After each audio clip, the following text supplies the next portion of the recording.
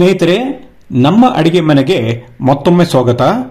ಈ ಟೊಮ್ಯಾಟೊ ಅಡಿಗೆಗೆಂದು ಯಾವಾಗಲೂ ಸಿಗುವಂತಹ ಹಣ್ಣು.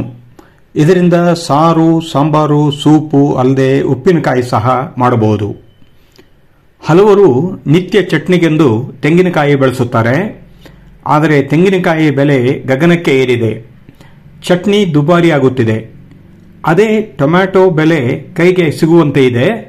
ಇದರ ಉಪ್ಪಿನಕಾಯಿಯನ್ನು ಚಟ್ನಿಯ ಹಾಗೂ ಬಳಸಬಹುದು. ಕಡಿಮೆ ಖರ್ಚಿನಲ್ಲಿ ಉತ್ತಮ ರುಚಿ ಈ ಟೊಮ್ಯಾಟೊ ಉಪ್ಪಿನಕಾಯಿ. ಈಗ ಮಾಡುವ ವಿಧಾನ ನೋಡೋಣ. 1 ಕೆಜಿ ಟೊಮ್ಯಾಟೊ ಹಣ್ಣು ತನ್ನಿರಿ. ಎಲ್ಲವನ್ನೂ ಸ್ವಚ್ಛವಾಗಿ ತೊಳೆದುಕೊಳ್ಳಿ. ನಂತರ ಒಂದೊಂದೇ ಹಣ್ಣನ್ನು ಸಣ್ಣದಾಗಿ ಹೆಚ್ಚುತ್ತಾ ಹೋಗಿ.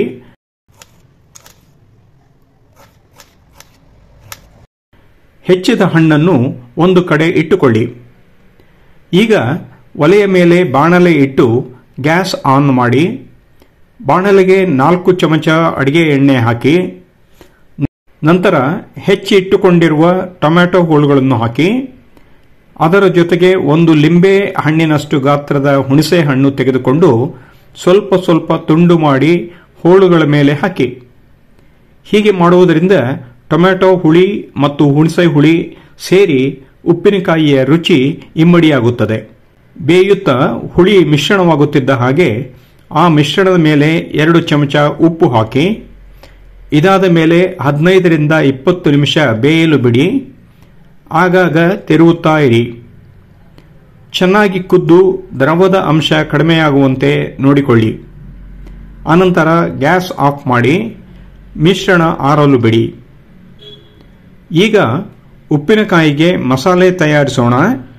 ಬೇಕಾಗುವ ಸಾಮಗ್ರಿಗಳು ಹೀಗಿವೆ: ಮೆಂತೆ, ಸಾಸಿವೆ, ಜೀರಿಗೆ, ಬೆಳ್ಳುಳ್ಳಿ, ಕರಿಬೇವು. ಇವನ್ನು ತೆಗೆದಿಟ್ಟುಕೊಂಡ ಮೇಲೆ ಒಲೆಯ ಮೇಲೆ ಬಾಣಲೆ ಇಟ್ಟು ಗ್ಯಾಸ್ ಹಚ್ಚಿ.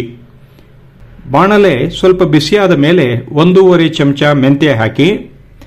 ನಂತರ 2 ಚಮಚ ಸಾಸಿವೆ ಹಾಕಿ. ಒಮ್ಮೆ ಮೀಡಿಯಂ ಬೆಂಕಿಯಲ್ಲಿ ಹುರಿಯಿರಿ. ಸ್ವಲ್ಪ ಹುರಿದಾದ ಮೇಲೆ 2 ಚಮಚ ಜೀರಿಗೆ ಹಾಕಿ. ಅದರ ಜೊತೆಗೆ 15ರಿಂದ 20 ಬೆಳ್ಳುಳ್ಳಿ ಹಾಕಿ ಮತ್ತೊಮ್ಮೆ ಹುರಿದುಕೊಳ್ಳಿ. ಚೆನ್ನಾಗಿ ಹುರಿದಾದ ಮೇಲೆ ಸ್ವಲ್ಪ ಕರಿಬೇವಿನ ಸೊಪ್ಪನ್ನು ಹಾಕಿ ಹುರಿಯಿರಿ. ಮಿಶ್ರಣ ಆರಿದ ಮೇಲೆ ಮಿಕ್ಸರ್ ಜಾರ್ಗೆ ಹಾಕಿ ಪುಡಿ ಮಾಡಿ.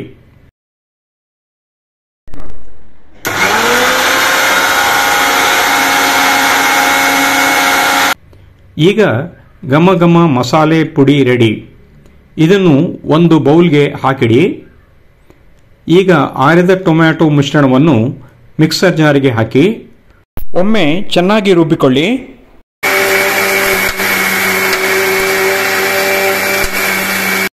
ರುಬ್ಬಿದ ಟೊಮ್ಯಾಟೊ ಮಿಶ್ರಣವನ್ನು ಒಂದು ಪಾತ್ರೆಗೆ ಹಾಕಿ. ಈಗ ಪುನಃ ಅಡಿಗೆ ಎಣ್ಣೆ, ಕಡಲೆಬೇಳೆ, ಉದ್ದಿನಬೇಳೆ, ಸಾಸಿವೆ ಕಾಳು, ಇಂಗು, ಬ್ಯಾಡಿಗೆ ಮೆಣಸಿನಕಾಯಿ, ಕರಿಬೇವು, ಅರಿಶಿನ ಪುಡಿ, ಖಾರ ಪುಡಿ ಮತ್ತು ಉಪ್ಪನ್ನು ತೆಗೆದು ಇಟ್ಟುಕೊಳ್ಳಿ. ಈಗ ಟೊಮ್ಯಾಟೊ ಉಪ್ಪಿನಕಾಯಿ ಮಾಡಲು ಬಾಣಲೆ ಇಟ್ಟು ಗ್ಯಾಸ್ ಆನ್ ಮಾಡಿ. ಬಾಣಲೆ ಬಿಸಿಯಾದ ಮೇಲೆ 6 ಚಮಚ ಅಡಿಗೆ ಎಣ್ಣೆ ಹಾಕಿ. ಜಾಸ್ತಿ ಬೇಕಿದ್ದರೆ 2 ಚಮಚ ಜಾಸ್ತಿ ಹಾಕಿದರೂ ನಡೆಯುತ್ತದೆ. ಈಗ 2 ಚಮಚ ಕಡಲೆಬೇಳೆ ಹಾಕಿ.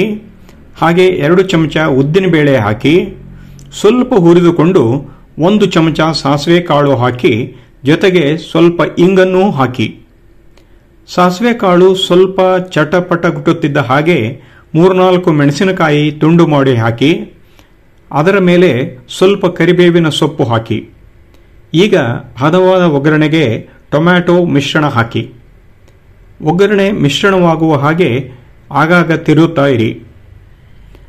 ಆಮೇಲೆ ಆರಿದ ಮಸಾಲೆ ಪುಡಿ ತೆಗೆದುಕೊಂಡು ಟೊಮ್ಯಾಟೊ ಮಿಶ್ರಣಕ್ಕೆ ಹಾಕಿ ಚೆನ್ನಾಗಿ ತಿರುವಿ. ಅದರ ಮೇಲೆ 1 ಚಮಚ ಅರಿಶಿನ ಪುಡಿ ಹಾಕಿ. ಸ್ವಲ್ಪ ತಿರುವಿದ ಮೇಲೆ 3 ಚಮಚ ಖಾರ ಪುಡಿ ಹಾಕಿ. ಜಾಸ್ತಿ ಖಾರ ಬೇಕಿದ್ದರೆ 1 ಚಮಚ ಖಾರ ಪುಡಿ ಹಾಕಿಕೊಳ್ಳಿ.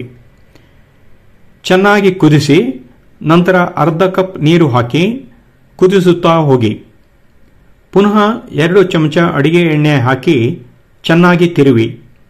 ಈಗಾಗಲೇ ಬೇಯಲು ಉಪ್ಪು ಹಾಕಿ ಆಗಿದೆ. ಈಗ ರುಚಿಗೆ ತಕ್ಕಷ್ಟು ಮಾತ್ರ ಉಪ್ಪು ಹಾಕಿ.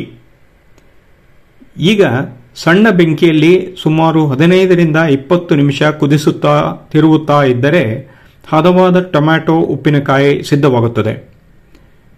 ಇದು ನೋಡಲು ಕೆಂಪು ಚಟ್ನಿಯ ಹಾಗಿದ್ದರೂ ಇದು ಉಪ್ಪಿನಕಾಯಿ. ಯಾವುದೇ ಚಟ್ನಿ ಮಾಡಿದರೆ ಒಂದು ದಿನ ಉಪಯೋಗಿಸಬಹುದು. ಆದರೆ ಈ ಉಪ್ಪಿನಕಾಯಿಯನ್ನು ಜಾರಿಗೆ ಹಾಕಿ ಭದ್ರಪಡಿಸಿದರೆ ತಿಂಗಳ ತನಕ ಫ್ರಿಡ್ಜಲ್ಲಿ ಇಟ್ಟು ಬಳಸಬಹುದು. ಬಿಸಿ ಅನ್ನದ ಜೊತೆ ಈ ಉಪ್ಪಿನಕಾಯಿಯ ಮೇಲೆ ಎಣ್ಣೆ ಹಾಕಿ ಕಲಸಿಕೊಂಡು ಸವಿಯಬಹುದು. ಇಲ್ಲ ದೋಸೆಗೆ ಚಟ್ನಿಯ ಹಾಗೆ ರೊಟ್ಟಿಗೂ ಈ ಉಪ್ಪಿನಕಾಯಿ ಚಟ್ನಿಯಂತೆ ಹಾಕಿಕೊಂಡು ಬಹಳ ದಿನ ಬಳಸಬಹುದು. ಈಗ ಮಾರುಕಟ್ಟೆಯಲ್ಲಿ ಸುಲಭ ಬೆಲೆಗೆ ಸಿಗುವ ಟೊಮ್ಯಾಟೊ ಬಳಸಿ ನೀವು ಉಪ್ಪಿನಕಾಯಿ ಮಾಡಿ. ಮಾಡುವ ವಿಧಾನ ಇಷ್ಟವಾಯ್ತಲ್ಲ? ಒಂದು ಲೈಕ್ ಕೊಡಿ. ಇದನ್ನು ಇತರರಿಗೂ ಶೇರ್ ಮಾಡಿ. ನಿಮ್ಮ ಕಮೆಂಟ್ ಇದ್ದರೆ ದಯವಿಟ್ಟು ಹಾಕಿ. ಇನ್ನೂ ಸಬ್ಸ್ಕ್ರೈಬ್ ಆಗದಿದ್ದರೆ ದಯವಿಟ್ಟು ಸಬ್ಸ್ಕ್ರೈಬ್ ಆಗಿ.